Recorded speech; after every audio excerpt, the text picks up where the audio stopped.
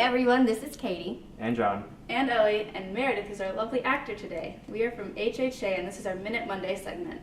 So it's the end of October, so you know what that means.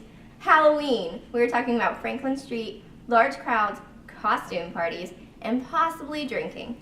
Here are 10 tips to consider this month to keep you and your people safe while out frolicking. Tip number 1, if at any point you feel unsafe, call for help. You can call a friend, contact DPS, or push a blue emergency light located around campus.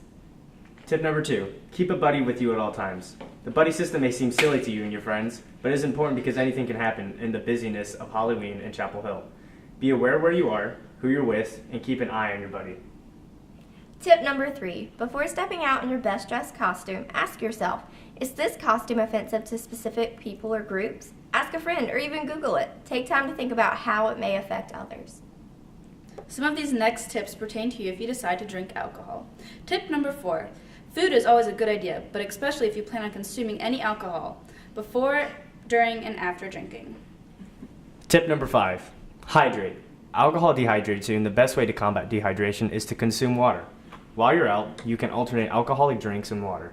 Tip number 6, know your limits and count your drinks.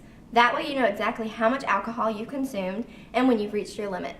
Tip number 7, patience, young grasshoppers, slow down. Consuming large amounts of alcohol in short periods of time does not get you buzzed quicker, nor is it safe. In fact, you may skip the buzz part and go straight to the hangover. Not a good look for going to class the next day.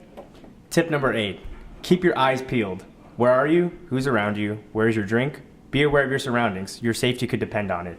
Tip number 9, leave when you're ready. Parties happened before we got here and will still be here when we leave. Try not to push yourself to stay out later than you want to. Walk home with your buddy, call a ride or safe walk, call a DD.